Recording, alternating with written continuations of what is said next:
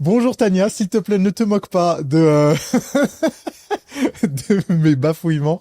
Comment ça va? Bonjour Nassim, ça va et toi? Ça va super. Merci d'être revenu. Merci de revenir sur Là on discute. Ça fait plaisir. C'est la deuxième fois qu'on te reçoit. Merci pour La l'invitation. première fois, c'était super. On a passé un bon moment et on a appris plein de choses. On laissera au cas où le lien du premier épisode dans la description, où on avait parlé principalement d'immobilier, Mhm. de ton histoire aussi. Donc ceux qui nous rejoignent et qui n'ont jamais vu Tania, n'hésitez pas à aller voir le premier épisode. J'ai trouvé la discussion elle était particulièrement enrichissante parce que on a adressé des considérations qui concernent aussi bien les débutants entre guillemets que des personnes qui sont un peu plus éduquées sur ça. Et aujourd'hui, j'aimerais bien lancer la discussion, la conversation sur quelque chose qui est devenu très très populaire ces dernières années, c'est le Bitcoin. Il y a quelques temps, c'était réservé aux geeks, on va le dire comme ça. Ou en tout cas, le grand public ne savait pas ce que c'était. Aujourd'hui, tout le monde connaît le mot Bitcoin. Mais est-ce que on sait vraiment ce que c'est? Qu'est-ce que le Bitcoin? Une crypto-monnaie, merci. Eh ben, j'allais pas du tout dire ça. Non. Ouais, Fantastique. c'est fou, hein? Ouais, c'est fou. J'allais pas du tout commencer par décrire Bitcoin comme une crypto-monnaie. J'allais plutôt te dire, Bitcoin, c'est un système monétaire décentralisé de pair à pair. Et ça suffit. D'une certaine façon. C'est un petit peu ce qui a marqué sur le white paper, donc sur le livre blanc de Bitcoin, créé par Satoshi Nakamoto. C'est un système de paiement de pair à pair. Et j'allais pas dire c'est une crypto-monnaie, parce qu'en fait, la cryptographie est effectivement l'une des composantes de Bitcoin, mais ce n'est pas, à mon sens, sa caractéristique principale. Et vraiment, si on veut le définir, c'est un système de paiement de pair à pair. Et ça, en soi, c'est une révolution.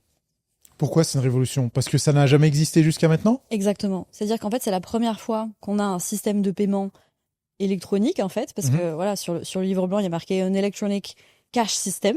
C'est digital au final? Oui, numérique, on va Ouais. dire électronique. En fait, c'est la première fois qu'on peut se payer entre particuliers, donc de pair à pair, de façon électronique, et surtout de façon décentralisée. Ça, dans l'histoire de l'humanité, ça n'est jamais arrivé. Quand tu dis décentralisé, ça veut dire que tout n'est pas réuni dans une banque, une institution. C'est quelque chose qui n'existe pas physiquement, entre guillemets. Alors, ça existe physiquement, mais c'est juste qu'en fait, il n'y a pas d'entité centrale qui contrôle Bitcoin. Comme aujourd'hui, par exemple, si je veux te faire un virement, si je veux t'envoyer de l'argent de façon électronique, on n'aura pas d'autre choix, si je passe par l'euro, hein, bien sûr, on n'aura pas d'autre choix que de passer par une banque ou par Lydia, enfin maintenant ça s'appelle Sumeria, ou par ce que tu veux. On va passer en fait à un moment donné par un tiers de confiance, comme on l'appelle, donc une entité centralisée qui va faire la transaction. C'est-à-dire qu'il va vérifier dans mon compte, ok, Tania veut envoyer par exemple 10 euros à Nassim, on va vérifier que Tania a bien les 10 euros sur son compte en banque, et le tiers de confiance va se charger de faire le virement. Ça, aujourd'hui, c'est décentralisé. On peut le faire sans passer par une banque. Hmm, hyper intéressant. Mais alors, au début, comment c'en est arrivé à devenir quelque chose d'aussi populaire? Parce qu'au début, j'imagine que c'était, comment dire, c'est presque, en fait, ça me fait penser presque à du troc qui n'est pas vraiment régulé et qui intervient entre deux particuliers sans. Alors oui, c'est marrant cette idée du troc, parce que du coup, c'est pas du troc. Mais oui, effectivement, au début, c'était pas du tout connu. Ça se faisait entre quelques cypherpunks, donc quelques personnes qui étaient très attachées au sujet de la confidentialité. Parce que maintenant, on est d'accord, désolé de te couper, les États ont des bitcoins, les entreprises ont des bitcoins, des institutions, des vraies institutions Oui, ont des bitcoins. oui. Alors, pourquoi ça s'est popularisé? Je pense que c'est aussi lié au prix et aux caractéristiques fondamentales de Bitcoin, parce qu'il n'y aura jamais plus de 21 millions de Bitcoin. Hmm. Donc, si tu veux, intrinsèquement, la supply, donc l'offre est limitée. Et ça, il n'y a aucun autre actif qui propose cette caractéristique. Même l'or, qu'on considère effectivement comme rare, mais on n'a pas exactement d'idée précise de combien il y a encore d'or dans le sous-sol, et on estime qu'en fait l'or est en abondance dans l'espace. Donc là, on est quand même face à une conquête de l'espace. Donc Bitcoin est en fait le seul actif qui mathématiquement est intrinsèquement limité. Et je pense que c'est aussi pour ça qu'il s'est popularisé. Tu as dit 21 millions? Oui. Et ça, c'était arbitraire? Comment on en arrive à ce chiffre, tu sais pas? Je ne sais pas exactement pourquoi il en est arrivé à ce chiffre, mais effectivement, Satoshi Nakamoto, donc le créateur ou les créateurs de Bitcoin, ont décrété que c'était 21 millions, pas un de plus et pas un de moins. Ouais, tu dis le ou les créateurs parce qu'on ne sait pas. Exactement. On ne sait pas s'il est japonais, on ne sait On pas sait si pas. c'est une personne, plusieurs personnes, un Les groupe. études linguistiques, parce qu'il y a des gens qui sont quand même posé la question, Ouais, qui ont j'imagine. Ouais, essayé ça, très fort de trouver qui ça c'était. doit attiser la Ils curiosité. ont lu en fait la totalité de ses écrits et ils ont essayé de déterminer, tu sais, par rapport au langage, par rapport aux mots qu'il utilisait, par rapport aux tournures de phrases, qu'il avait un anglais plutôt britannique. Hmm. Ça veut pas dire qu'il était britannique, mais en tout cas, il avait un anglais plutôt britannique. Donc, les gens ont même étudié les time zones pendant lesquelles il écrivait pour savoir est-ce qu'il écrit plutôt en Asie, en Oui, Europe. voilà, c'est ça. Donc en fait, impossible de savoir parce que le mec ne dormait jamais. Donc en fait, c'est pour ça qu'il y a des gens qui disent mais ils sont peut-être plusieurs. Il y a pas un monde où c'est une intelligence artificielle, tu vois. Il y a des théories comme ça, mais pas à la fin des années 2000. Moi, je suis un fou de science-fiction, donc t'imagines bien que c'est tout de suite ça qui me vient à l'esprit. Alors, je suis d'accord parce que Bitcoin a quelque chose de divin parce que vraiment la création, je dirais pas qu'elle est parfaite, mais elle est absolument géniale dans le sens c'est un génie qui l'a créé. Donc oui, il y a des théories farfelues comme ça qui Surtout à l'époque où il l'a créé. Parce que complètement. c'était il y a 25 ans, c'est ça? C'était en 2009, on va dire. Le premier peu moins, lancement, ouais. c'était 2009, c'est janvier 2009, si mes souvenirs sont bons. Mais voilà, oui, c'était il y a quand même un certain nombre d'années. Maintenant, Bitcoin n'a pas été inventé en 2009, il est sorti en 2009. C'est le fruit d'années de travail. Ouais, donc ça doit remonter encore un peu plus longtemps. Oui, il faut dire la première blockchain, c'est pas Bitcoin. La blockchain existait avant. Est-ce que tu aurais une définition simple de blockchain? Chaîne de blocs. Merci Tania, c'est la fin de cet épisode. Non, Tania, on a dit définition, pas traduction. Et une chaîne, en fait, une blockchain, une chaîne de blocs, c'est tout simplement une succession on va dire, de blocs dans lesquels il y a des informations. Et puisqu'elles se suivent, on va dire que chaque bloc contient l'historique de toute la blockchain. C'est pour ça que c'est, entre guillemets, infalsifiable. Alors, il y a d'autres raisons qui font que c'est pas falsifiable, mais c'est surtout le principe de la blockchain, en fait. Vu qu'en fait, toutes les transactions se suivent, si tu veux falsifier la blockchain, t'es obligé de tout falsifier, en fait. T'es obligé de remonter pour falsifier. Ce qui est pas possible. En fait, en soi, si moi je te mets des papiers par terre et que je veux falsifier, je peux le faire. Mais là, on parle quand même d'un système électronique validé par la cryptographie. C'est ça qui rend en fait Bitcoin, on va dire, infalsifiable. Et c'est pour ça que les transactions de Bitcoin, elles sont traçables entre guillemets, non? Exactement. C'est Bitcoin ça, hein. est traçable. On dit toujours en fait que Bitcoin c'est la monnaie des criminels, etc. Mais il n'y a rien de plus traçable qu'un Bitcoin. Et j'ai même envie de dire, c'est le principe de Bitcoin entre guillemets d'être traçable, d'être vérifiable, je dirais même. Et c'est pour ça qu'on peut connaître le portefeuille de Satoshi en l'occurrence. Alors oui, parce que il s'est, on va dire, doxé dans le sens où en fait on sait que c'est ses portefeuilles. Voilà, c'est le Genesis Block, c'est lui. Mais je veux dire, on le sait parce qu'il l'a dit et parce que dans l'historique, on voit que c'est lui. Mais si moi, par exemple, j'ai une adresse Bitcoin, tant que je ne la donne pas, tant que je ne dis pas ça, cette adresse est la mienne, on ne sait pas à qui appartiennent les adresses. Mais donc, c'est ton adresse. C'est mon adresse, mais c'est pseudonyme. Oui, bien sûr. Ce n'est pas anonyme. Oui. Ouais. C'est ça la différence en fait entre Bitcoin et le reste. Et c'est vrai qu'on se dit oui, Bitcoin c'est un réseau anonyme. Non, encore une fois, c'est pas anonyme. Et c'est vrai que les médias racontent quand même beaucoup de bêtises à ce sujet. Bitcoin n'est pas anonyme. Ils font énormément de raccourcis, mais même c'est pas seulement des raccourcis, c'est des erreurs factuelles et grossières qui disent que Bitcoin est intraçable et anonyme. Pas du tout. Au contraire. Ouais, ok. C'est bien de faire cette distinction. Et c'est vrai que ce qu'on entend dans les médias, c'est quand même parfois très loin de la réalité. Ah oui, c'est même l'opposé en général. Ouais. T'as dit qu'il y avait une quantité finie de Bitcoin. Alors, qu'est-ce que ça veut dire miner des Bitcoins? Parce que moi j'ai déjà entendu ce terme. Peut-être que les personnes qui nous écoutent ou nous regardent ont entendu ce terme. Miner, ça donne l'impression de pouvoir créer du Bitcoin, mais en réalité, c'est pas le cas. Alors si, pour l'instant, oui. On dit que on mine du Bitcoin parce qu'en fait, c'est le processus de validation des transactions qui ont, entre guillemets, s'apparentent à du minage. Pourquoi ? Parce qu'en fait, pour valider les transactions, c'est des ordinateurs en fait qui vont tout simplement valider les transactions. Au moment où moi je veux te faire une transaction, par exemple, eh bien, on va solliciter un réseau d'ordinateurs qui est le réseau de minage pour valider cette transaction, donc la rendre, on va dire, valide, infalsifiable. Et ces mineurs-là, comme on les appelle, pour valider cette transaction, ils vont devoir en fait compléter une équation cryptographique, on va dire pas forcément complexe, mais énergivore. Et en fait, ils vont utiliser de l'électricité pour valider cette transaction. C'est pour ça qu'on parle de minage. Parce que de la même manière, quand on extrait de l'or, on utilise de l'énergie. Et bien là, les ordinateurs, pour valider la transaction qui est faite entre toi et moi, vont utiliser de l'énergie pour résoudre un calcul cryptographique, pour valider cette transaction et pour la rendre infalsifiable. Et l'ordinateur qui résout cette équation va être récompensé. Non seulement avec les frais de transaction, parce que c'est pas gratuit, hein, la blockchain, il faut la rémunérer, et il va également gagner de nouveaux bitcoins. C'est pour ça qu'aujourd'hui il y a un intérêt, on va dire, économique à miner, parce qu'en fait les mineurs sont récompensés avec de nouveaux bitcoins. Mais à grand coût de cartes graphiques et de factures d'électricité qui sont potentiellement un peu chères. Exactement. C'est pour ça que ça pose une question un peu environnementale aussi, Oui. et c'est que c'est Et là aussi, il y a énergivore. énormément de méconnaissances à ce sujet. Euh, Parce qu'en fait, Bitcoin, et ça va être très, on va dire, contre-intuitif, voire certains vont penser contradictoire. Hein. Ce que je vais dire, c'est qu'en fait, Bitcoin est une solution contre-intuitive à la transition énergétique. Là, tu vas me dire, mais attends, comment c'est possible? Parce que Bitcoin est extrêmement énergivore. Bah, en fait, oui, effectivement, Bitcoin utilise de l'électricité, mais c'est pas parce qu'on utilise de l'électricité que c'est une mauvaise chose. Au contraire, ça peut être une très bonne chose. Et en fait, tout est une question de d'où vient l'électricité, en fait. L'électricité peut être produite en fait de façon sale ou de façon propre. C'est comme une voiture. Si je te dis, est-ce qu'une voiture ça pollue? Bah en fait, oui, effectivement, la construction de la voiture a nécessité de dépenser de l'énergie avec des composants qui sont pas forcément clean, etc. Mais si elle est alimentée à l'électrique, elle va entre guillemets sur le long terme polluer beaucoup moins que si elle est alimentée Ouais. par du pétrole ou que sais-je. C'est Oui. exactement pareil pour les mineurs. Aujourd'hui, les mineurs, effectivement, leur matière première, c'est l'électricité. Bah, comme ce sont des acteurs économiques, somme toute rationnels, eh bien, ils vont chercher l'électricité la moins chère. C'est quoi l'électricité la moins chère? Bah, c'est celle qu'on jette par la fenêtre. C'est celle qui est gratuite. Et il y en a plein. Le solaire, l'éolien, l'hydroélectrique, toutes ces énergies en fait qui sont pas exploitées, Bitcoin va venir les exploiter. Et c'est populaire de miner des bitcoins ou non? C'est vraiment réservé à une certaine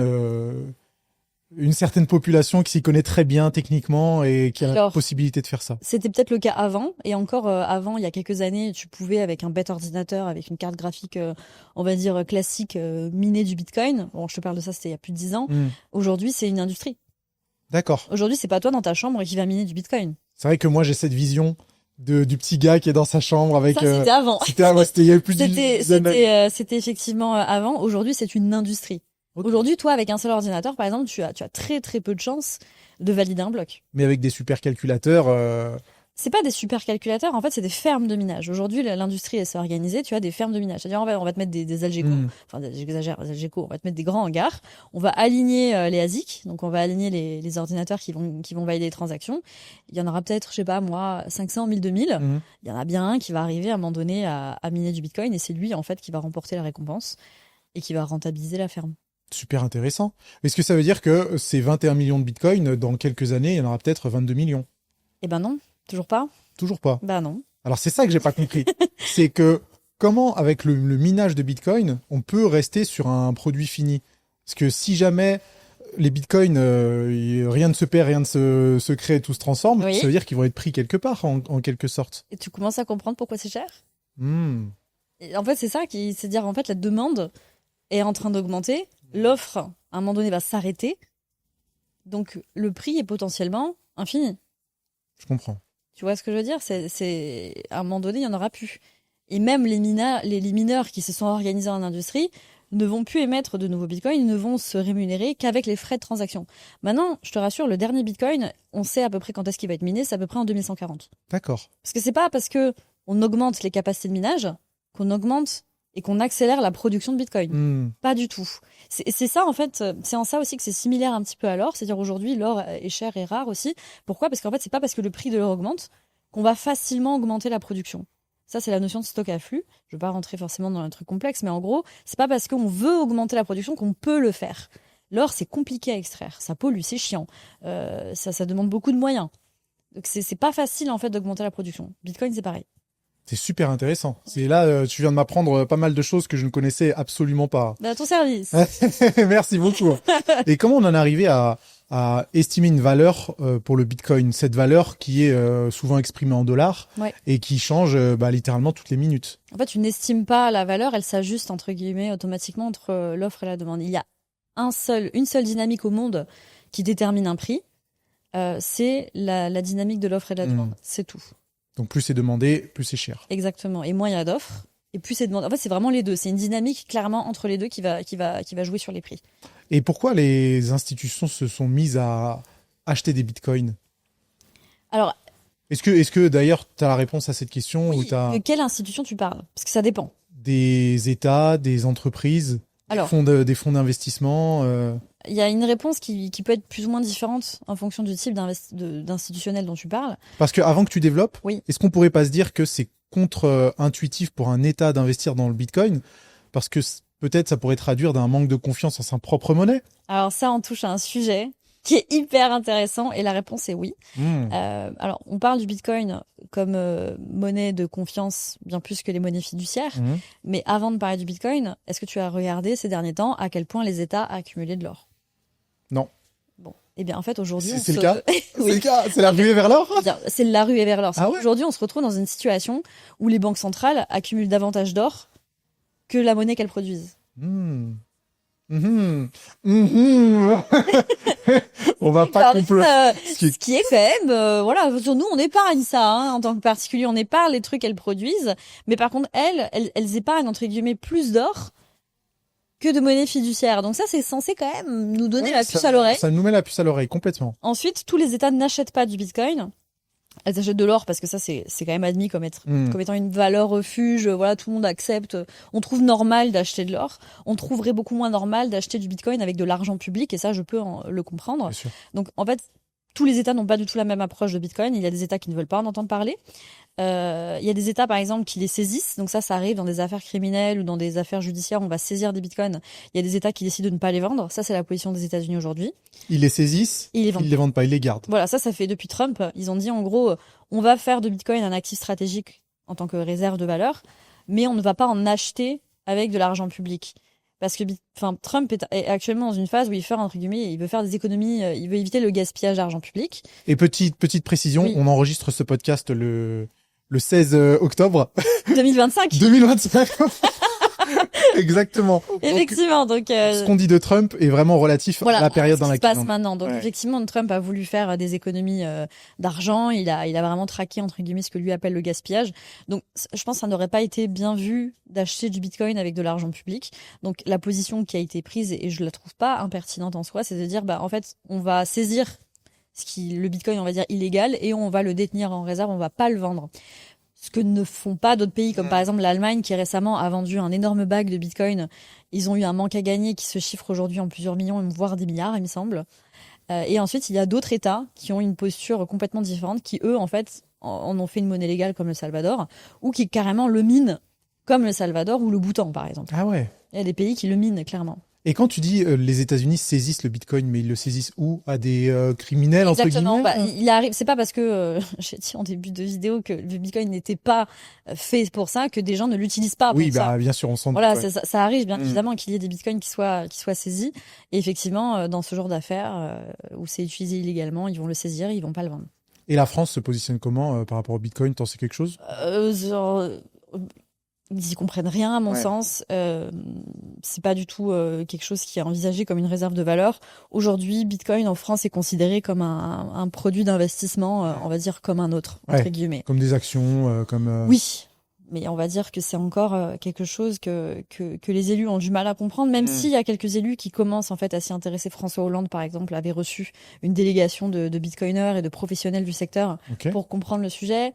On a Sarah Knafo aussi qui se forme sur ce sujet. Enfin, on a plusieurs personnalités politiques qui commencent en fait à se saisir du sujet, mais c'est pas encore ça. Aujourd'hui, vraiment la doctrine, on va dire, c'est juste un produit d'investissement. Ouais, c'est même de la précaution parce que on sait pas trop sur quel pied danser. Pour eux, je pense que c'est pas encore un sujet d'intérêt.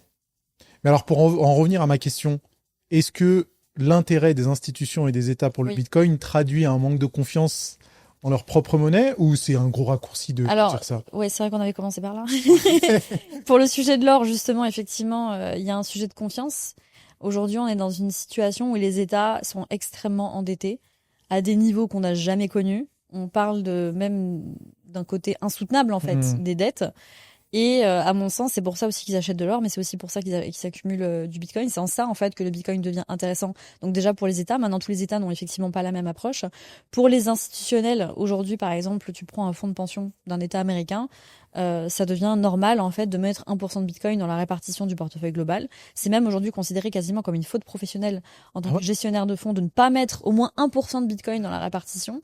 Et pour les entreprises, aujourd'hui, on a encore une fois, non pas une ruée vers l'or, mais une ruée vers le Bitcoin pour accumuler en fait du Bitcoin en réserve. On a même aujourd'hui alors comment ça s'appelle, des Bitcoin companies, des Bitcoin Treasury companies, donc spécifiquement des entreprises en fait qui sont là pour accumuler du Bitcoin. On a aussi le cas sur Ethereum, mais c'est surtout sur Bitcoin. D'accord. Donc c'est leur principe en fait, c'est d'accumuler du Bitcoin en trésor, quoi.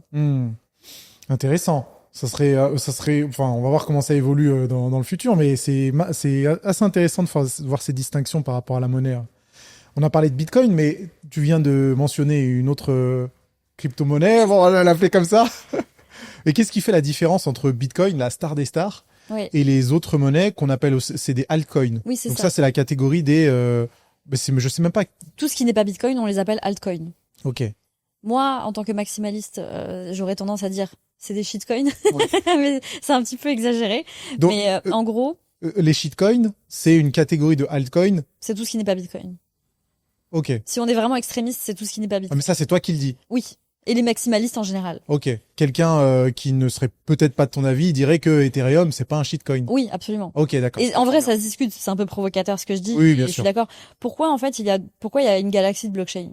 Ça, c'est une question qui revient souvent et je la trouve complètement légitime parce qu'on n'y comprend rien. En fait, on se dit, bon, bah, j'achète pas Bitcoin parce qu'il est trop cher, je vais acheter autre chose. Sauf qu'en fait, on se rend pas compte que fondamentalement, ça n'a rien à voir. Bitcoin, en fait, pour moi, est la seule crypto-monnaie. Il n'y en a pas d'autre. C'est pour ça que je ne définis pas Bitcoin comme une crypto-monnaie parce que c'est la seule et parce qu'en fait, c'est une caractéristique et non pas ce qu'elle est fondamentalement. Et c'est Mais- la première? Alors oui, c'est la première, mais surtout, en fait, l'utilité de Bitcoin, Bitcoin n'a pas d'autre objectif que de servir de moyen de paiement et de réserve de valeur. C'est tout. Bitcoin ne sert qu'à ça. Et son by design, c'est fait que pour ça. Mais c'est pas fait, par exemple, pour construire des trucs sur la blockchain. C'est pas fait pour construire des trucs sur les réseaux. Si on veut commencer, par exemple, je dis n'importe quoi, à développer des applications sur la blockchain Bitcoin, je dirais pas que c'est impossible à l'heure actuelle parce que il y a des innovations qui avancent, etc. Peut-être que dans un futur plus ou moins proche, on va pouvoir faire des choses sur le réseau, mais aujourd'hui, c'est extrêmement compliqué parce qu'en fait, Bitcoin est très rigide. Pourquoi? Parce qu'en fait, de base, il n'est fait que pour valider des transactions. En fait, c'est un échange d'informations, en fait, Ouais. Bitcoin. Donc, ça sert pas à grand-chose d'autre. Mais l'idée de la blockchain était une idée ingénieuse et elle a été remixée pour se dire, bah tiens, on va reprendre l'idée du Bitcoin, on va reprendre, on va dire, un peu le principe, mais on va en faire autre chose pour pouvoir, par exemple, créer des applications dessus. C'est comme ça que Ethereum est né. Ethereum n'a pas du tout la même vocation que Bitcoin. Ethereum, c'est censé, en fait, servir à développer des applications décentralisées, prétendument, mais ça c'est encore un autre débat. Mais en gros, voilà, ça a été fait pour développer des applications. Si tu veux par exemple faire une cagnotte en ligne gérée par la blockchain qui se déclenche par exemple automatiquement, tu vas choisir Ethereum, tu vas pas choisir Bitcoin. Donc c'est comme ça qu'Ethereum est né, parce qu'en fait on pouvait pas faire grand chose entre guillemets avec Bitcoin, et l'idée était ingénieuse, et on se dit on va en faire autre chose. Puis après, évidemment, Ethereum a eu des problèmes internes, comme par exemple ah mais c'est trop cher, ou les transactions sont pas assez rapides. Bon bah on va faire une autre blockchain, ou un layer 2. Et ensuite on va dire ah ouais mais cette nouvelle blockchain elle a aussi des problèmes, moi je vais en faire une autre. Et en fait voilà, on a eu une espèce de course à l'innovation comme ça, où on a plein de blockchains différentes qui sont sorties, qui chacune réglaient un nouveau problème ou amélioraient l'autre ou réglaient le problème de l'autre, etc. Et c'est comme ça qu'on se retrouve en fait avec plein de blockchains différentes, si bien qu'aujourd'hui en fait c'est tellement facile qu'on peut créer sa propre crypto-monnaie sur une blockchain. Donc moi demain si je veux je crée le Tanya Coin, si tu peux créer le Nassim Coin aussi si tu veux. C'est ce qu'ont fait certaines personnes mal intentionnées Absolument. pour capitaliser un max avec la demande. Bien sûr, il y a plein de gens qui ont fait des scams, qui ont fait des cryptos qui n'avaient absolument aucune utilité. Ça fait, on va dire, entre guillemets, partie du jeu, mais oui, il y a ça. Mais pour moi, c'est fondamentalement différent de Bitcoin. Et expliqué comme ça, je pense que ça se comprend. Bien sûr, ouais, c'est carrément pertinent. Donc, tout ce qu'on range dans la catégorie crypto-monnaie, en fin de compte, c'est pas du tout la même chose que du Bitcoin. Rien à voir. Ok. Et c'est pour ça qu'aujourd'hui, j'ai une posture, on va dire, de Bitcoin maximaliste, parce que je considère qu'en fait, Bitcoin est, on va dire, la seule chose digne d'intérêt d'un point de vue macro. Il y a beaucoup d'innovations dans la blockchain, je suis d'accord. Il y a une sérendipité, même, tu vois. Je pense qu'on va découvrir un truc à un moment donné qui va être génial. Pour l'instant, c'est pas encore le cas. Mais en tout cas, Bitcoin est pour moi la chose la plus digne d'intérêt dans ce secteur. Parce que ce n'est pas qu'une question de technologie, c'est une question d'économie, c'est aussi une question de liberté. Pour moi, Bitcoin est avant tout un outil de liberté. Ouais. Ça veut dire que pour le grand public, s'intéresser aux autres crypto-monnaies, S'ils peuvent, bien sûr, parce que la technologie est intéressante, il y a des choses passionnantes qui se produisent, mais à ce stade, il n'y a pas d'autres crypto-monnaies qui peuvent avoir un impact direct sur la vie des gens. Aujourd'hui, Bitcoin a potentiellement un impact direct sur la vie des gens. Je sais que ça paraît bizarre pour des auditeurs qui sont peut-être en Europe et en France, qui n'ont pas de problème dans leur système bancaire, qui n'ont pas de problème pour l'instant, qui n'ont pas de problème de stabilité financière ou économique ou même géopolitique. Pour eux, ils disent ouais mais Bitcoin ça sert à rien. Alors attention, Il faut pas être ethnocentré. C'est-à-dire, aujourd'hui, effectivement, Bitcoin en tant que moyen de paiement, c'est pas utile pour nous, Français ou Européens, parce qu'on a un système qui fonctionne. Mais demande aux mecs au Nigeria, demande aux femmes en Afghanistan, qui ont, pour certaines, utilisé Bitcoin pour s'en sortir. Demande au fin fond, je sais pas moi, de certains pays où la majorité des gens sont débancarisés, Bitcoin est une solution pour eux. Nous, en tant qu'Européens, l'usage principal, c'est l'usage de réserves de valeur. Parce que même si on n'a pas de problème avec le système de paiement, on a un autre problème qui s'appelle l'inflation. Et là, Bitcoin est intéressant. Ouais. Ça veut dire, attends, j'ai pensé à une question pendant que tu disais ça. Ça veut dire que juste dans une logique d'anticipation, c'est quand même intéressant de posséder des bitcoins. C'est pas que de l'anticipation. Moi, aujourd'hui, j'ai préservé une partie de mon pouvoir d'achat grâce à Bitcoin. Comment tu as pu préserver une partie de ton pouvoir En d'achat? investissant dessus, tout simplement. Tiens, le cash se dévalue by design. C'est-à-dire, on considère que 2% d'inflation, c'est normal, alors que en 35 ans, ça veut dire en gros, tu perds la moitié de ton épargne. On trouve ça normal, sachant que ces 2% ne sont jamais respectés, on est toujours un petit peu plus. Ouais. En achetant un actif qui préserve la valeur de ton épargne, tu préserves d'une certaine façon ton pouvoir d'achat à long terme. Ouais, je comprends mieux. Ok. C'est pour ça qu'on investit. Ouais, complètement. Alors, l'autre question qui me vient en tête, c'est est-ce que c'est trop tard? Parce que c'est une des considérations de beaucoup de personnes lorsqu'ils entendent le Bitcoin, et surtout qui peuvent être effrayés par ces fluctuations qui sont assez importantes, et une valeur qui a qui a été multipliée par combien? Par 100 000? Au début, un Bitcoin, c'était $1 ou... Au début, un Bitcoin, c'était 0. Enfin, je veux dire, Bitcoin a coûté 0,1 $, 0,01. Enfin, genre, il y a eu des moments où le prix était effectivement très bas. Aujourd'hui, on est à plus de 100 000 $ par Bitcoin au moment où on tourne cette vidéo. Non, c'est pas trop tard. Si tu veux, cette question de c'est trop tard, on la voit à chaque fois que Bitcoin passe un palier. Quand Bitcoin a passé les 100 $, on disait c'est trop tard. Quand Bitcoin a passé les 1 000 $, il y a des gens qui ont dit non, mais c'est trop tard. Quand Bitcoin a passé les 10 000 $, on disait que c'était trop tard. Après les 50 000. Après les 50 000, ensuite les 100 000. Et non, c'est pas trop tard quand on comprend comment Bitcoin fonctionne. Au final, c'est jamais trop tard quand on comprend. C'est jamais trop tard quand on comprend à quoi il sert. Ouais. Bitcoin, c'est, comme je dis, c'est un outil de liberté.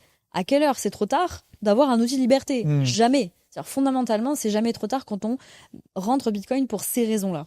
Si on rentre dans Bitcoin uniquement pour des raisons pécuniaires, effectivement, il faut se poser la question, quel est mon horizon de temps, en fait? Parce que ça, c'est une question quand même qu'il faut se poser. C'est sûr que si, à court terme, on veut pas prendre des risques, Bitcoin, c'est peut-être pas fait pour soi. Parce qu'effectivement, comme tu l'as dit, c'est volatile. Mais volatile, ça veut pas dire, ça veut juste dire que le prix varie énormément. Ça veut pas dire que c'est un mauvais actif.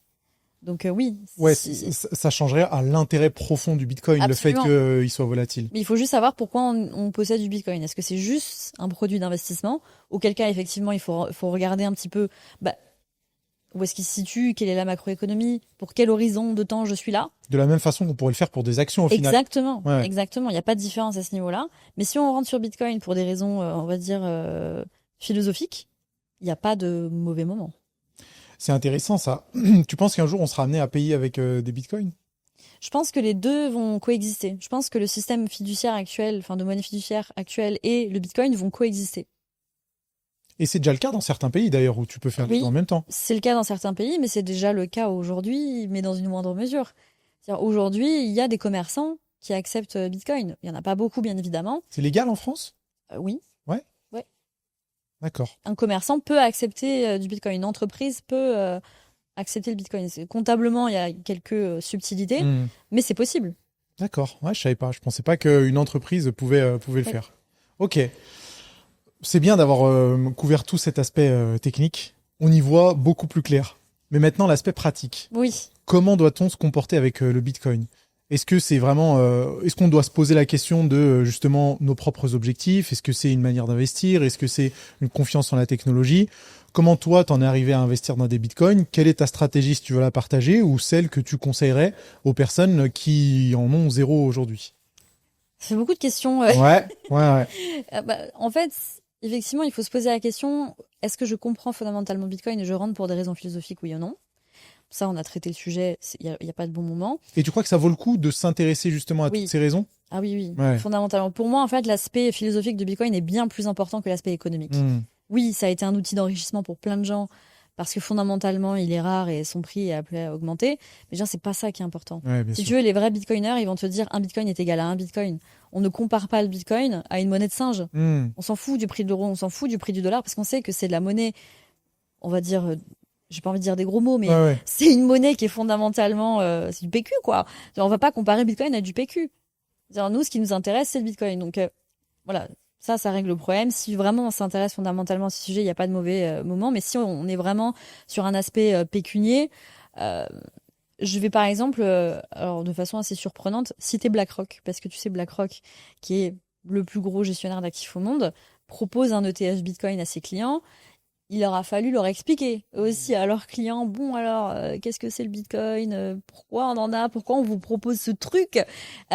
Surtout que Larry Fink, donc le patron de BlackRock, pendant des années, a tapé sur le Bitcoin. Hmm. C'était un retournement de veste absolument Incroyable. magistral.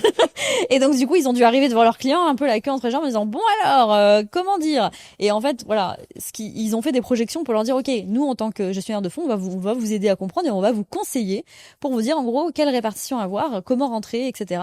Et ils ont répondu à toutes ces questions. Hmm. Et en gros, ils leur ont dit bah voilà, on va faire des projections. Par exemple, si vous avez entre 1 et 3% de Bitcoin dans votre portefeuille, dans votre répartition globale, eh bien en fait, vous allez considérablement augmenter la performance de votre portefeuille sans prendre trop de risques. Le risque va être extrêmement limité. Donc on le voit, hein, c'est disponible sur YouTube. En plus, c'est les vidéos qui font 12 vues et que personne regarde. Mais qui Moi, sont je les intéressantes. vois. Je fais partie des 12. C'est vrai. Enfin, oui, je fais partie des 12 parce que je fais de la veille. C'est un peu mon métier de base. Bien sûr. Je vois ces vidéos. Et en gros, ils ont fait des projections. Voilà, ils ont dit, bah, on va prendre tel portefeuille, tel portefeuille, tel portefeuille. On va calculer le max drawdown. Hmm. Donc en fait, tout simplement la baisse maximale possible sur ce type de portefeuille. Et on va regarder la performance. Et en fait, ils montrent en fait mathématiquement que entre 1 et 3% de Bitcoin dans ton portefeuille, tu prends pas énormément de risques en plus. Je crois que la différence en termes de max drawdown, elle est à 1%. Mais par contre, tu vas augmenter significativement ta performance. Donc traduction, ça vaut vraiment le coup. Ah bah, c'est ce que disent en tout cas. Hmm. C'est pour ça que je te dis aujourd'hui, un gestionnaire de fonds aux États-Unis, s'ils mettent pas 1% de Bitcoin, on les regarde en mode Ouais. mais qu'est-ce que tu fais Vous faites, ouais. Ouais, c'est ça. Donc entre 1 et 3%, voilà, on a répondu à la question combien j'en achète. Enfin, combien j'en mets. Pourquoi tu cites BlackRock? Parce que c'est le gestionnaire de fonds le plus important au monde, c'est ça? Oui, c'est juste pour m'appuyer sur une figure Quand je dis legit. moi fonds d'investissement, c'est la même chose ou C'est un gestionnaire de fonds, c'est un petit peu différent qu'un fonds d'investissement. D'accord. C'est un gestionnaire de fonds. C'est-à-dire, eux, ils vont par exemple soit gérer les fonds de leurs clients, ils vont émettre des ETF, ils vont créer des produits d'investissement aussi. Ok. Donc, Mais ils peuvent investir dans des entreprises, BlackRock. oui, ils peuvent investir en ce qu'ils veulent en soi. Ouais.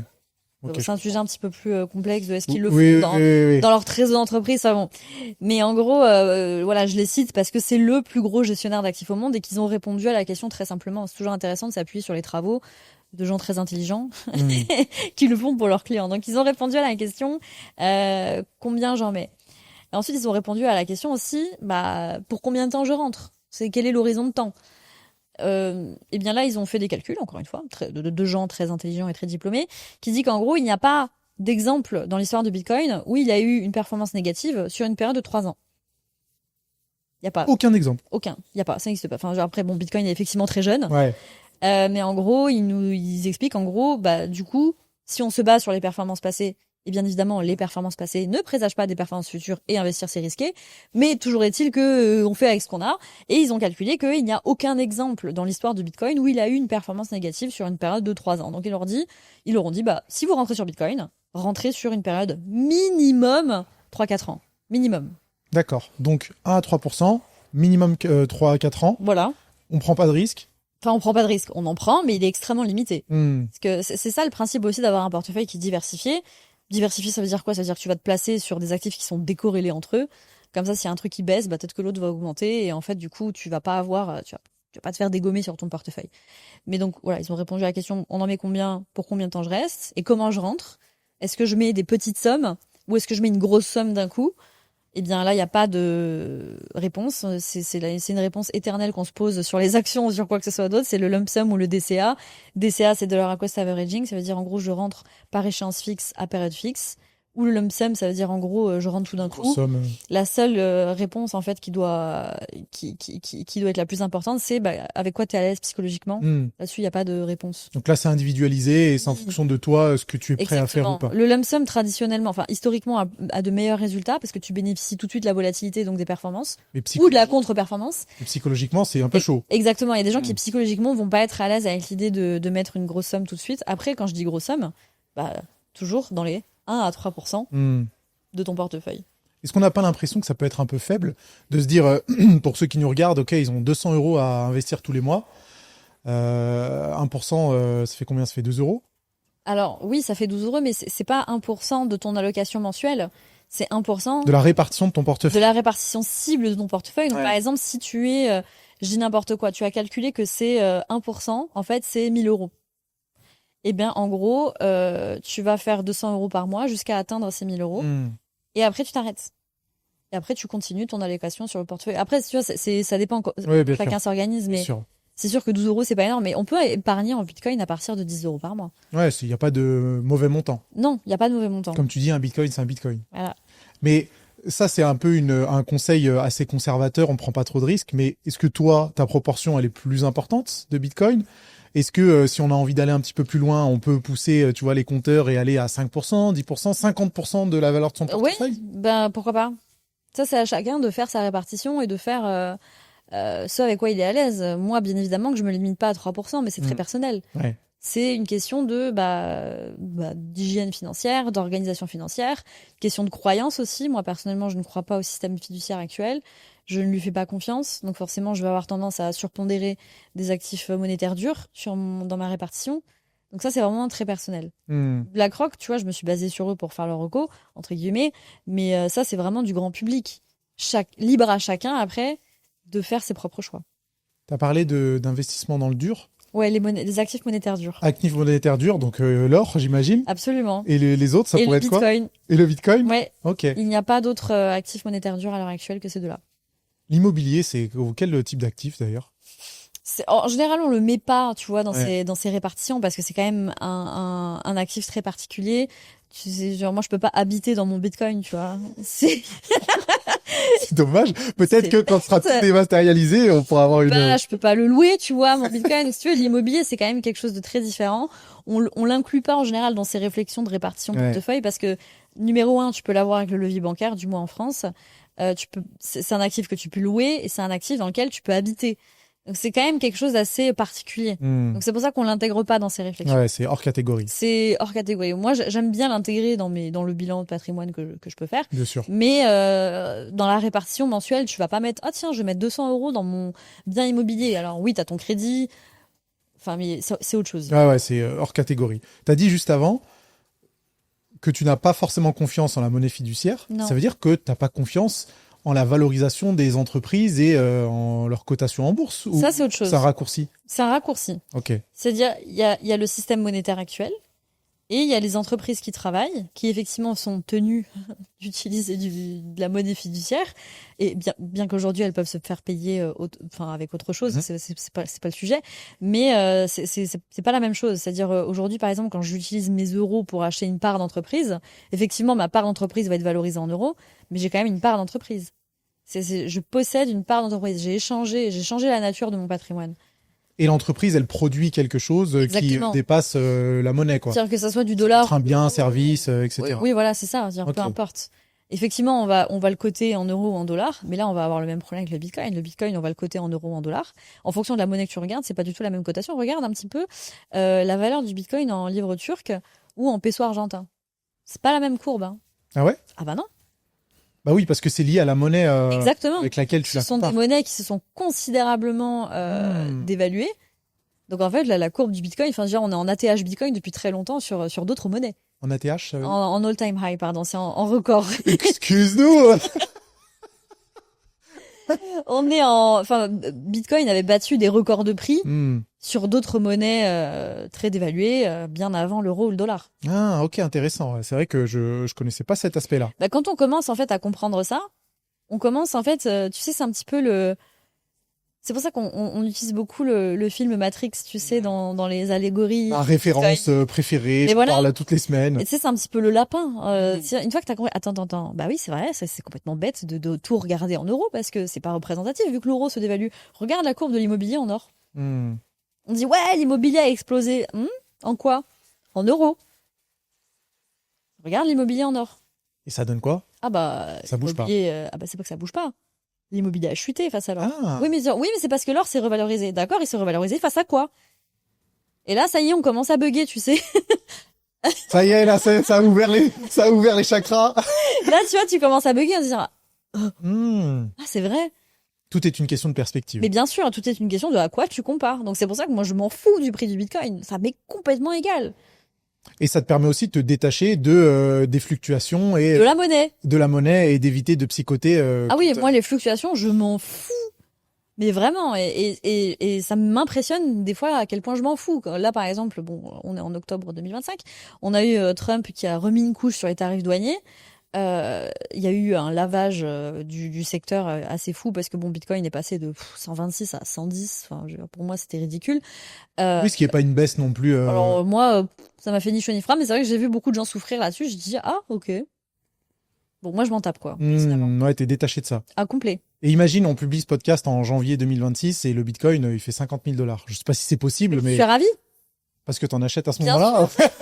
Parce que c'est les soldes. Mais tu sais, parce que du coup, les gens qui disent ah c'est trop tard à 100 000, tu les entendras pas dire à 50 000 je vais en acheter parce qu'ils vont flipper. Ouais. Et en fait c'est toujours pareil. Il est pas assez cher. Les gens flippent, il est trop cher, les gens disent que c'est trop tard. Bon, à un moment donné, il faudrait savoir ce que vous voulez, les gars. Ouais, à un moment donné, on arrête d'écouter les gens. Oui, voilà. On apprend exactement. Et moi, si je tombe à 50 000 $, mais je suis ravie, j'en achète plus. Ouais, bah évidemment, c'est pertinent. Ouais. Est-ce que tout ce qu'on vient de dire, ça suffit à en apprendre sur le Bitcoin, ou est-ce que tu as des ressources qui seraient intéressantes pour approfondir encore un petit peu plus? Il y a plein de ressources. Bitcoin, aujourd'hui, c'est un sujet qui me passionne et qui me tient en haleine. C'est-à-dire qu'en fait, c'est un petit peu l'image du trou du lapin. Tu vois. Une fois que t'es tombé dedans, tu sais pas à quel point il est profond. Il y a tellement d'aspects sur Bitcoin qui sont tellement intéressants, tellement techniques, tellement passionnants que moi, j'ai toujours pas réussi à épuiser la somme des connaissances sur ce sujet. Et j'ai énormément de chemin devant moi parce qu'en plus, je suis pas une technicienne, donc j'ai plein de choses qui m'attendent. Mais oui, il y a énormément de ressources. Il y a beaucoup de livres sur Bitcoin. Si je peux recommander quelque chose, c'est déjà au moins lire le livre blanc. Il est traduit dans plein de langues, on peut facilement le lire, il est disponible sur Internet. Il est accessible, bien sûr, au sens où c'est facile à comprendre. C'est facile à comprendre. Je dirais pas que c'est facile à comprendre, mais on voit l'esprit. Mais on voit la base. Et ensuite, il y a un livre qui reprend par exemple tous les écrits de Satoshi Nakamoto. Ça aussi, c'est très technique parce que bon, Satoshi, c'est un petit génie. Il était brillant et il utilise un langage qui est très technique, mais ça permet aussi de recontextualiser. Donc, revenir à la base, par exemple. Et puis après, il y a énormément de livres là-dessus. J'en ai plein recommandés. J'en ai fini un il y a pas longtemps. C'est La face cachée de l'énergie de Pierre Noizat, qui est fascinant, qui permet en fait de comprendre en quoi Bitcoin est fondamentalement relié à l'énergie, en quoi la monnaie en fait est fondamentalement reliée à l'énergie en principe. Ça, c'est très intéressant, le lien entre monnaie et énergie. Il y a plein de livres à ce sujet. Eh ben, on en mettra quelques-uns en commentaire. Si jamais après le podcast, t'en as 2 ou 3 à recommander, oui, bien sûr. Tu les enverras par message et on les mettra en commentaire. Il y a un éditeur qui fait que des livres là-dessus, c'est Consensus Network. Très chouette aussi comme c'est une librairie en ligne. Il y a plein de livres sur Bitcoin. Ok, on sait où se diriger. Voilà, Consensus Network avec un K. Ok. Qu'est-ce que tu en penses des personnes qui font des prédictions sur la valeur du Bitcoin? Ça va monter 1 million, etc., etc. Je suis sûr que ça va exploser. Ce qui est intéressant, c'est qu'avant, c'était des mecs en slip dans leur chambre qui disaient ça. Maintenant, c'est des chefs d'entreprise. Voilà, maintenant, c'est des chefs d'entreprise, c'est des gestionnaires de fonds, c'est des gens très, très câblés, qui sont pas du tout en slip dans leur chambre. Mais est-ce que ça fait une différence sur la qualité des prédictions? Bof. Personnellement, moi, ça m'intéresse pas. Oui. Je sais que le prix, de par le design de Bitcoin, est appelé à augmenter. Et encore une fois, par rapport à quoi? Par rapport à l'euro et au dollar. Bon, franchement, j'en pense pas grand-chose. Je suis assez indifférente. Ouais.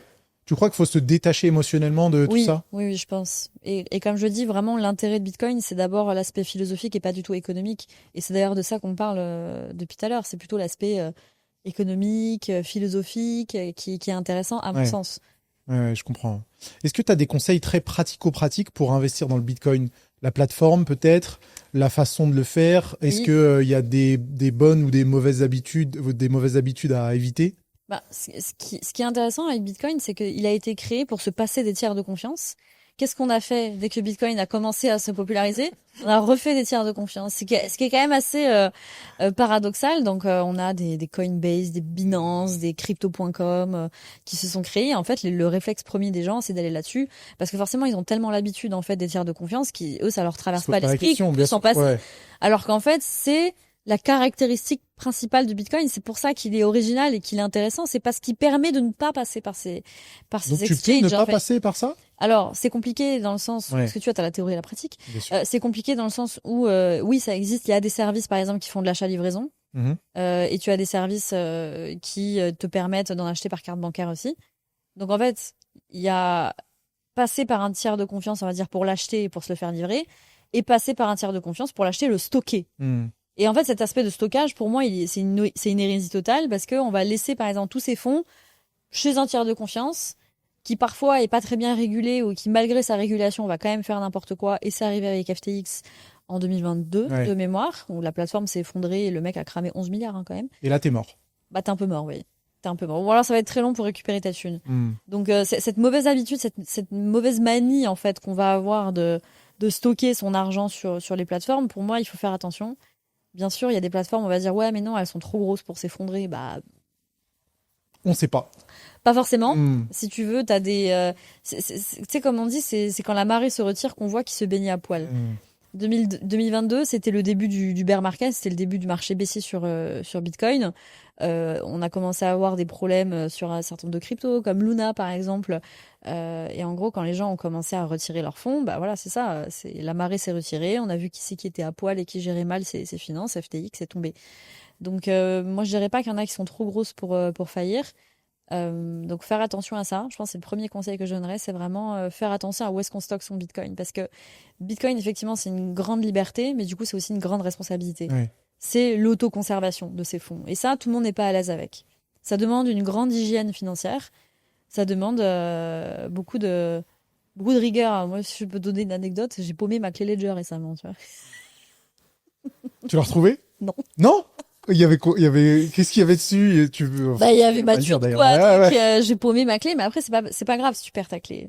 En fait, la clé, tout le monde, c'est une clé USB ou un disque dur dans lequel on met ses bitcoins. Alors non, les bitcoins ne sont pas dedans. Les bitcoins, ils sont sur la blockchain dans tous les cas. C'est les mots de passe nécessaires à accéder. C'est la clé de sécurité en fait que tu mets dans la clé pour la déconnecter d'Internet pour plus de sécurité. C'est à ça que sert une clé. Et je l'ai perdue. Et t'as fait comment? J'avais la clé dans ma tête. C'est vrai? Ben oui. C'est combien? C'est une série de chiffres et C'est une série de mots en fait. C'est une série de mots et en gros tu dois rentrer cette série de mots dans ta clé ou un mot de passe que tu as configuré auparavant pour pouvoir en faire des transactions.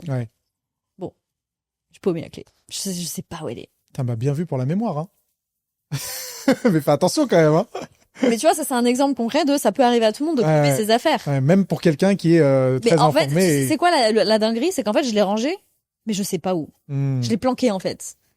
Mais ça c'est une dinguerie, je l'ai pas dit, j'ai dit à personne, c'est hyper sensible. Merci pour l'exclusivité.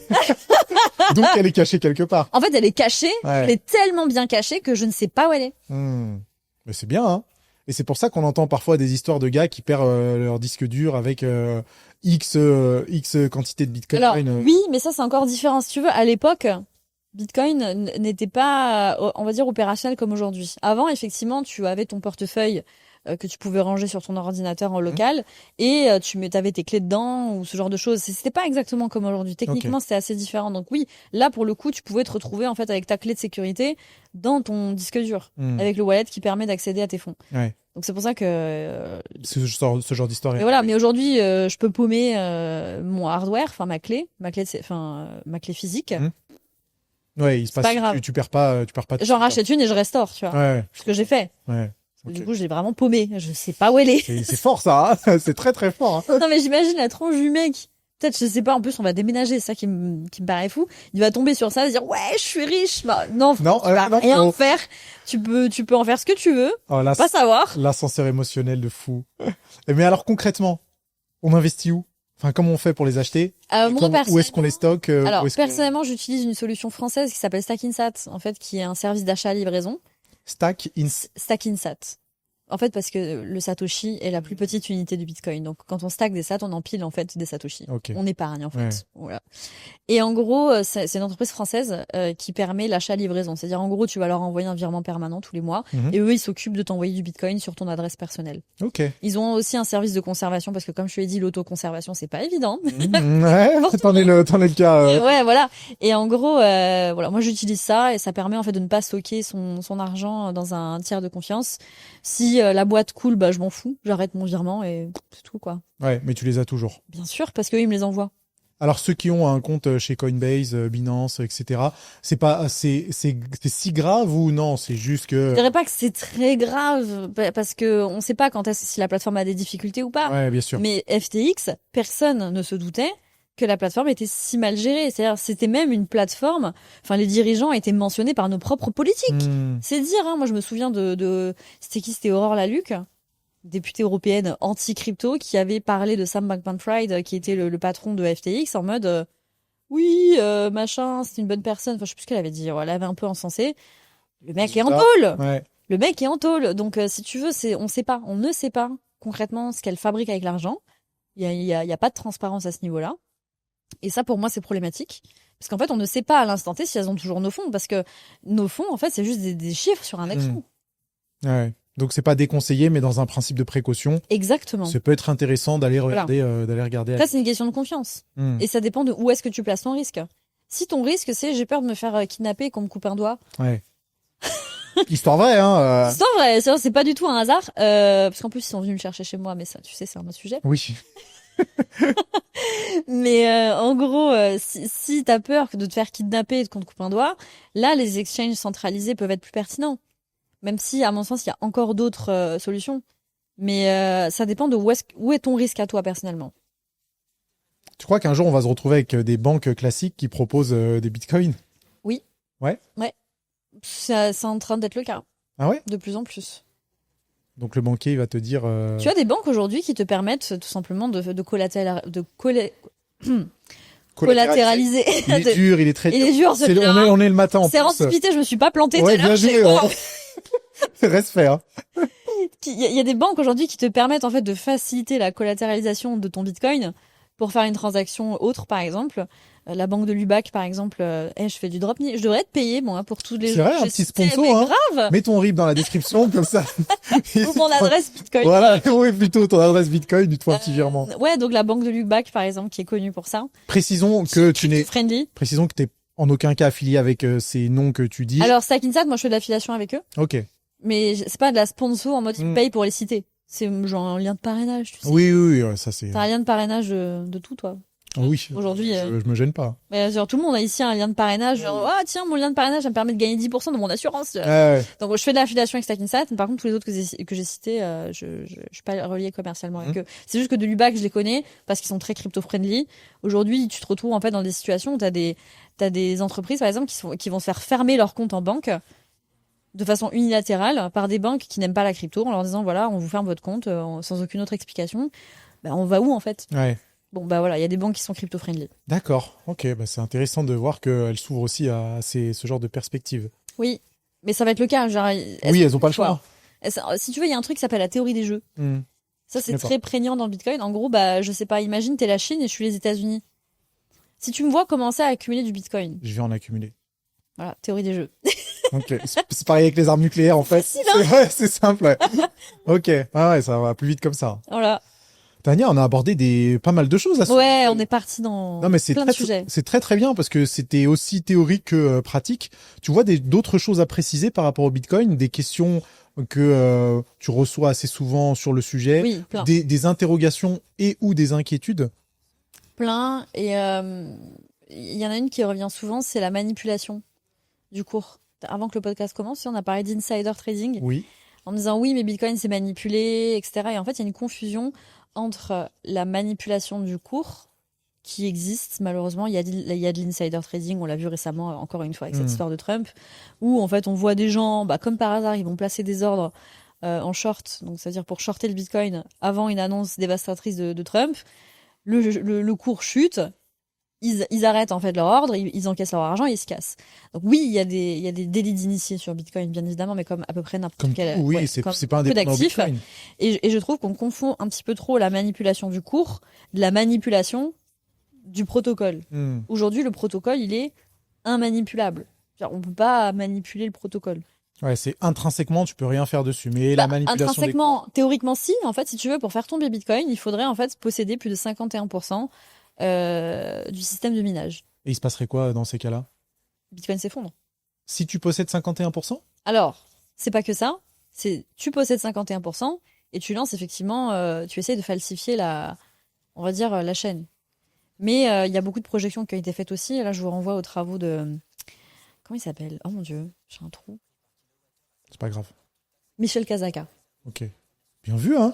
Michel Kazaka qui a fait beaucoup de travaux à ce sujet, avec beaucoup de projections, en disant voilà, qu'est-ce qu'il faudrait faire en fait pour faire tomber Bitcoin. C'est un chercheur, un économiste, un truc comme ça? C'est un entrepreneur-chercheur. Ok. Et en gros, il a fait des projections pour dire qu'est-ce qu'il faudrait en fait pour faire tomber Bitcoin. Et en gros, ok, projection avec 51%. Bah en fait, ça suffit pas. Il faudrait monter à beaucoup plus pour pouvoir vraiment commencer à falsifier la chaîne. Et même comme ça, en fait, on se rendrait compte, enfin le réseau se rendrait compte qu'il y a une attaque en cours et qu'il pourrait prendre des mesures pour exclure en fait les mineurs malveillants ou les nœuds malveillants. Donc ça reste virtuellement très compliqué. C'est extrêmement compliqué. Même 51% du réseau Bitcoin, c'est extrêmement compliqué parce que ça veut dire en gros tout simplement posséder 51%, plus de 51% de la capacité de minage. C'est colossal. C'est absolument colossal. C'est des milliards et des milliards d'achats. Et ce qu'il y a, c'est que le réseau, il est éparpillé à travers le monde. Et plus le réseau est éparpillé, et mieux c'est. C'est vraiment hyper important à comprendre. C'est ça la force du Bitcoin aujourd'hui, c'est que c'est un réseau qui est très éparpillé. Alors on a des risques effectivement de concentration, ça c'est la réalité, parce qu'il y a des pays qui commencent tout simplement à s'ouvrir à Bitcoin, comme les États-Unis, qui veulent attirer en fait les mineurs. Si on commence à avoir une trop grosse concentration de la capacité de minage dans un pays, là effectivement ça peut être problématique. Mais de là arriver à 51%, on est loin du compte. On est loin du compte et on se doute bien que les mineurs, à un moment donné, s'ils sentent venir, je sais pas moi, une saisie étatique, enfin j'en sais rien, une réaction. Ils vont se casser, ils vont débrancher et voilà. Enfin, c'est pour moi le réseau est très fort aujourd'hui et très résilient. Et il se réorganisera à mon sens s'il se passe quelque chose à ce niveau-là. Tu as mentionné juste avant le shortage. Oui, shorter. Et shorter, qu'est-ce que ça veut dire Pari à la baisse. Tu peux regarder le film Big Short. Ouais, mais j'ai regardé ce film, il est génial. En gros, quand on short, ça veut dire qu'on parie à la baisse sur un prix. C'est-à-dire, en gros, bah, tu mets un levier et tu dis, bah, si le Bitcoin baisse de temps, j'encaisse. Si le Bitcoin baisse de 15%, tu gagnes de l'argent, en fait. Mais comment tu gagnes de l'argent avec quoi? Bah, en mettant un levier sur ton ordre, en fait. Après, moi, je fais pas de levier. C'est ce que j'allais te demander. Non, moi, je fais pas. Est-ce que toi, tu fais ça? Absolument pas. Moi, je suis pas trader non plus. Ouais. Ah oui, c'est vrai que c'est un boulot de trader, ça, en fait. Bah, oui. C'est un boulot de trader, oui et non. Il y a des gens qui sont très initiés, très dans le délit d'initié. Ils sont pas traders, mais ils vont quand même placer un ordre short. Enfin, moi, si je suis au courant de quelque chose, j'aurai la tentation de placer un ordre short si je sais que le cours va baisser. Donc, tu places un ordre short sous levier, par exemple, et tu vas gagner beaucoup d'argent. T'as mentionné The Big Short, c'est le trader Michael Burry dans la période de la crise 2008 des subprimes, qui avait parié sur la baisse, enfin sur la chute. Mais parce que lui, c'était un génie qui avait un peu anticipé la bulle qui exactement. Thierry, il a vu qu'il y avait des gens qui s'endettaient de façon complètement lunaire et qu'il y avait une énorme consanguinité dans le système bancaire. Et s'est dit ça pue, je short. Et il a gagné des milliards. Et il a fait gagner des milliards à d'autres gens aussi. Et il a fait gagner des milliards, alors que personne ne le croyait. Regardez le film, moi je suis fan de ciné. J'adore aussi. Je suis plutôt fan de ciné, c'est pour ça que j'ai regardé le film. Ne serait-ce que pour Margot Robbie dans le bain, il faut regarder... Ah oui, c'est vrai qu'il y a une scène avec Margot Robbie dans le bain qui explique précisément, je sais plus ce qu'elle explique. Qui est incroyable, justement... J'ai pas écouté, ouais. Ah bah d'accord, bah félicitations. Elle explique en gros... qu'est-ce qui n'allait pas dans ce système, en gros, et qu'il y avait des gens qui s'endettaient de façon absurde. Ouais, on en rigole, mais en réalité, le film est assez triste parce qu'il nous confronte à la réalité de ce qui s'est passé. Il est génial. Donc c'est ça un ordre short. Ok, je comprends mieux. Tania, merci. Avec plaisir. C'était passionnant. On est resté sur le Bitcoin. J'avais d'autres questions sur d'autres sujets, mais en fin de compte, au pire, vas-y. Celles-là, elles étaient passionnantes et en fait, on a littéralement tout abordé. Et C'est vrai ouais, je voudrais pas revenir en arrière avec des choses qu'on a abordées juste avant. Ok. Donc c'était vraiment très très pertinent. Merci pour tes connaissances et ta Avec manière plaisir. de pouvoir les articuler de manière très compréhensible. C'est vraiment cool, hein. J'espère que tout le monde a eu cette impression-là dans les commentaires. Donc n'hésitez pas à nous le dire. Tania, jamais 203. Ah, On parle de quoi au 3e épisode? on peut parler de business, on peut parler Ouais. on peut reparler du système financier, on peut reparler de la Où tes bourse. connaissances s'arrêtent. Mais alors moi, c'est vrai, je suis veilleuse et analyste. C'est mon métier de base. Ça Donc, en te... fait, je ne sais, en fait, de base, je ne sais rien et j'ai l'humilité de savoir que je ne sais rien, mais je sais comment savoir. Hmm. C'est ça, en fait, mon talent, c'est je sais comment savoir et je sais expliquer après. Tu passes beaucoup de temps Tous les jours. à faire des veilles. Tous les jours. Hmm. Je travaille énormément et j'engloutis énormément et après c'est ça qu'on me demande aussi moi vis-à-vis de mes clients que je Oui, forme bien et sûr. que j'accompagne. Bien sûr. Ils me demandent de savoir et de savoir leur expliquer. Donc c'est mon boulot aussi.